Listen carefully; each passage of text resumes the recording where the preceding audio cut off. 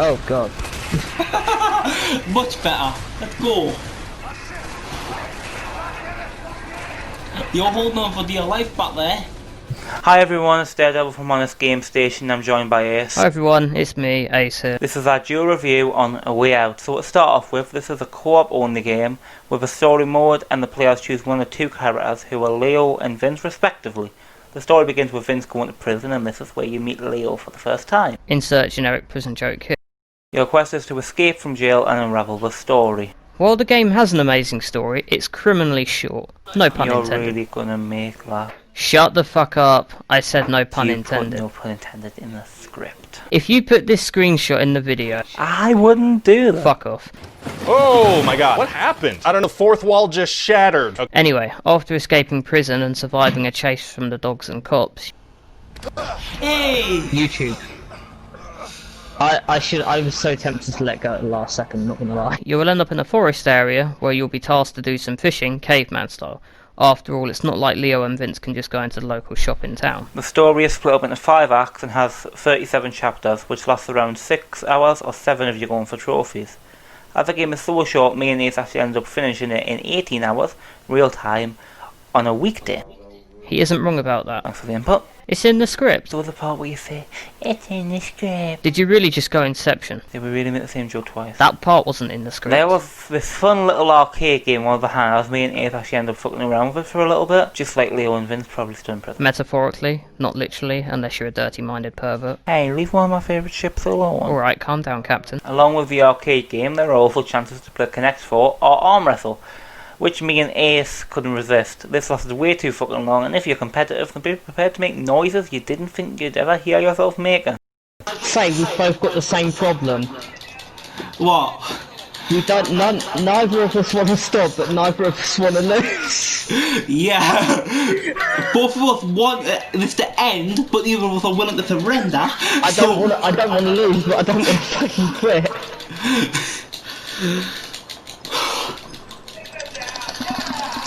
Don't you want to get this platinum today? I don't think we're getting it there.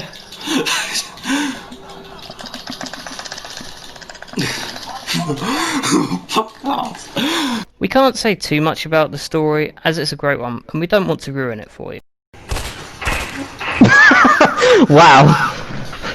Straight to the point. But on a side note, please subscribe to Honest We're Game in the Station middle for of a review, leave that shit till the end of it. You're in the review. No one will be here at the end of it. Just carry on with the fucking review, damn it. Me and Ace actually ended up going back and replaying this thing, believe it or not, to get both endings, which is not something I would often do, as I like to spend as little time with him as possible. And since Ace doesn't want us to cause any spoilers, we'll go straight to the story ratings. I give this a 8 out of 10. What about you, Ace? I give this story a 10 out of 10. So, with the help of a calculator... Oh, quickly calculate... 18 out of 20.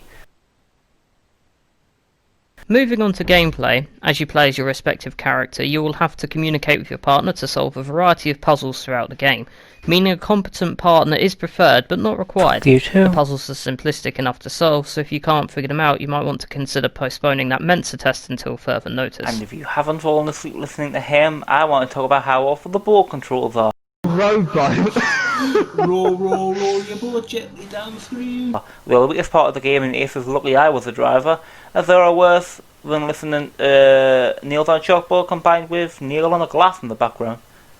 I would edit in those sounds, but you have to put with enough annoying noises already. Yes, with our reviews, your eyes and mind have already been assaulted enough, so we thought we'd leave your ears alone for now. The shooting felt very last gen and not up to current standards. Often these shooting sequences fell short, and could have been better saved for an awesome action-packed cutscene with some shitty half-arsed functioning gun that is a little too much on the recoil and a bit too little on the usability.